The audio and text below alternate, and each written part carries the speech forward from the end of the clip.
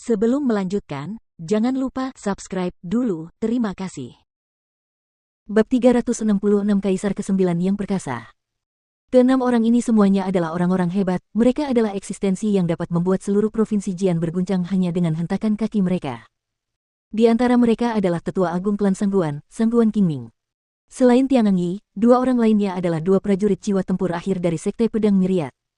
Saat ini, keenam pria itu melayang di langit, memperlihatkan sikap mendominasi dan niat membunuh yang kuat. Jelas, mereka ada di sini untuk menimbulkan masalah.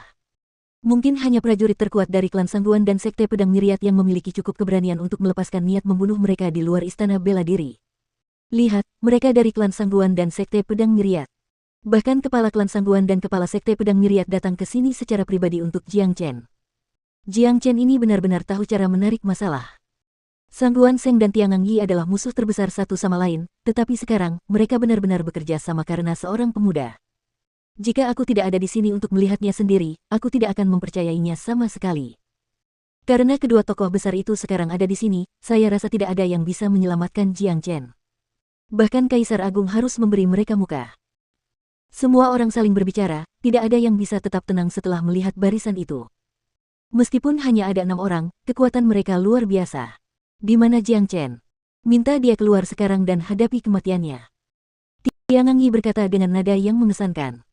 Sejak Sangguan Seng datang menemuinya kemarin, dia menyadari pentingnya membunuh Jiang Chen bukanlah sesuatu yang bisa ditunda lagi.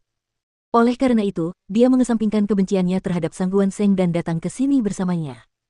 Mereka akan membunuh Jiang Chen apapun yang terjadi. Aku di sini. Jiang Chen datang dengan angkuh. Han Yan dan yang lainnya tidak mengikutinya, tetapi mengawasi dari jauh. Ini adalah sesuatu yang diperintahkan Jiang Chen kepada mereka, karena dia tidak ingin menyeret mereka ke dalam situasi ini. Tidak peduli utang apa yang harus dia hadapi, dia akan menghadapinya sendiri. Suara mendesing, suara mendesing, suara mendesing.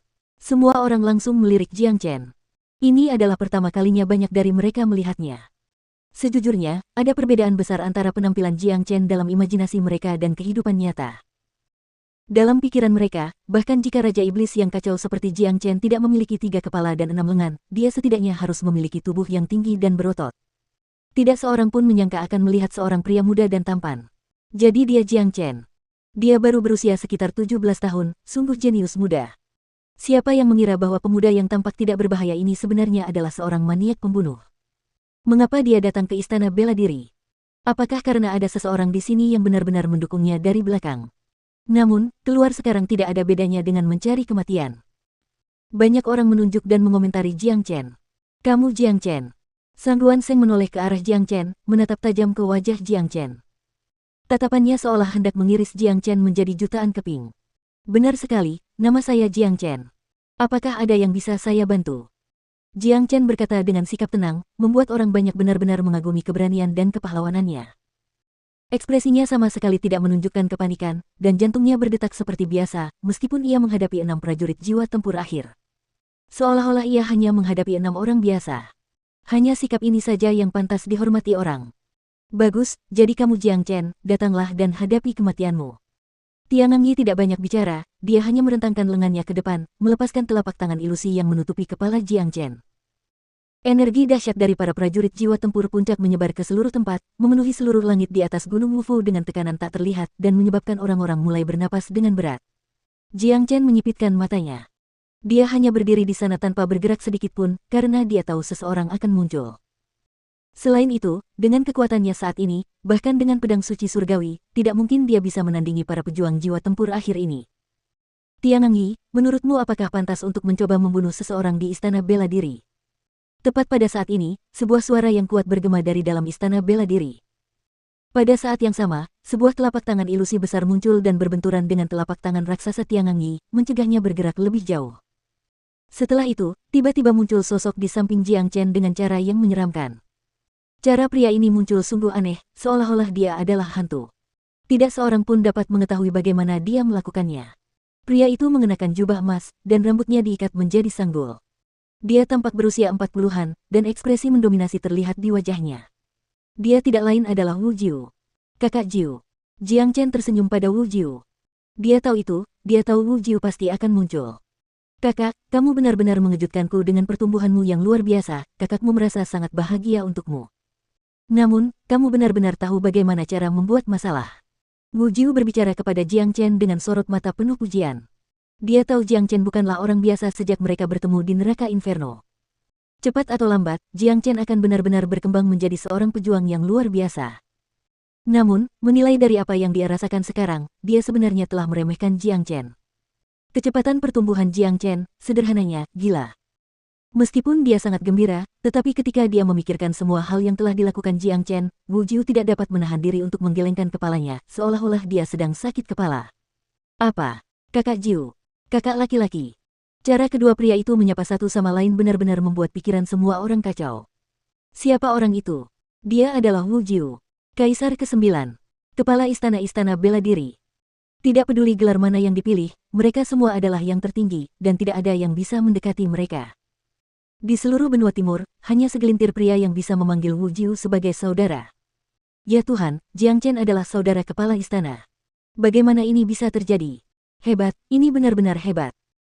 Tidak heran Jiang Chen begitu sombong, dan tidak menunjukkan tanda-tanda takut saat berhadapan dengan Sang Guan Sheng dan Tiangang Yi, itu semua karena dia mendapat dukungan dari kepala istana. Ini luar biasa, bahkan kepala istana ada di sini. Namun, dengan tekanan dari klan Sangguan dan Sekte Pedang Myriad, saya pikir akan sulit untuk menangani masalah ini, bahkan untuk kepala istana sendiri. Semua orang terkejut. Jiang Chen dan kepala istana saling menyapa sebagai saudara. Jika mereka tidak mendengarnya sendiri, mereka tidak akan mempercayainya. Sialan, ini luar biasa. Tak jauh di belakang, Yu Zihan tak dapat menahan kegembiraannya lebih lama lagi. Ia telah berada di istana bela diri begitu lama, tetapi ini adalah pertama kalinya ia melihat kepala istana yang legendaris.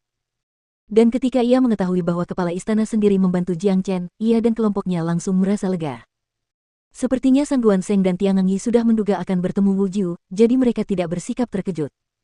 Padahal, mereka sudah tahu Wu Jiu akan muncul sebelum mereka datang ke sini. Sang Guan Sheng memberi salam kepada Kaisar ke-9. Tiangang Yi memberi salam pada Kaisar ke-9. Sang Guan Sheng dan Tiangang Yi menangkupkan tinju mereka ke arah Wu Jiu, menunjukkan rasa hormat mereka. Tidak perlu formalitas, aku tahu apa tujuanmu di sini. Aku tidak akan membiarkanmu membunuh Jiang Chen. Wu Jiu langsung ke intinya, mengungkapkan sikapnya mengenai masalah ini. Kaisar ke-9, Jiang Chen ini telah membunuh begitu banyak jenius kita, dan kemarin, dia membunuh 2 jenius teratas kita di Provinsi Jian. Dia telah menantang martabat kedua negara adik kuasa, dan kita harus melunasi utang ini dengannya.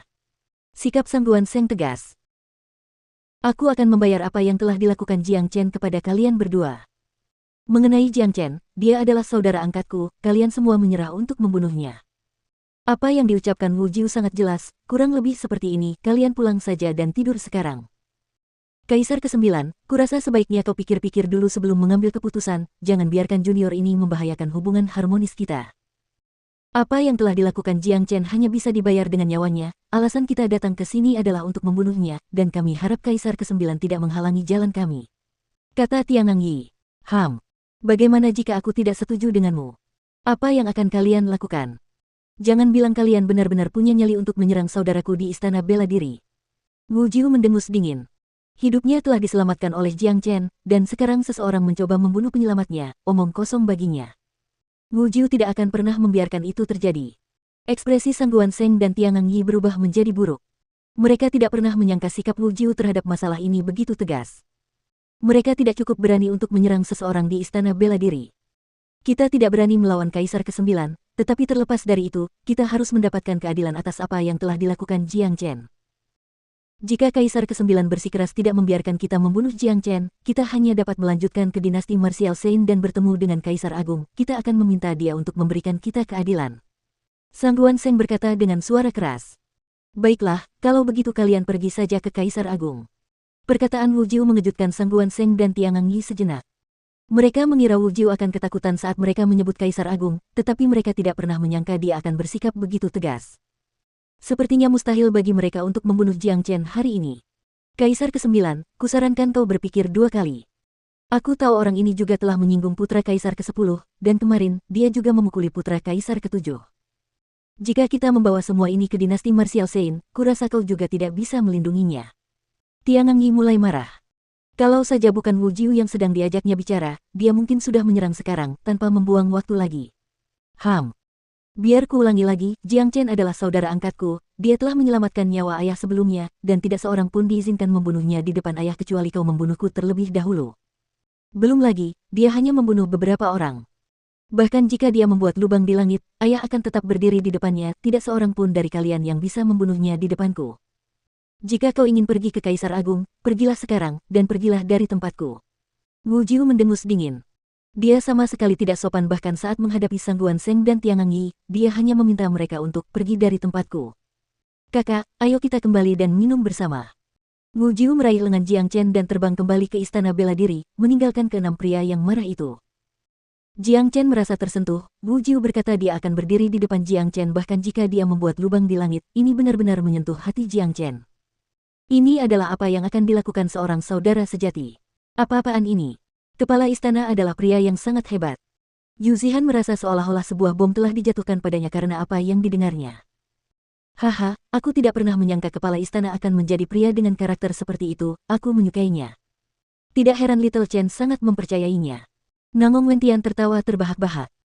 Tingkah laku Wu Jiu memang luar biasa, dia sama sekali tidak menaruh hormat pada klan Sangguan dan Sekte Pedang Myriad, dia hanya menyeret Jiang Chen dan meninggalkan tempat itu, meninggalkan keenam prajurit perkasa itu. Tentu saja. Dulu di neraka Inferno, Little Chen dan aku menyelamatkan nyawa Wu Jiu.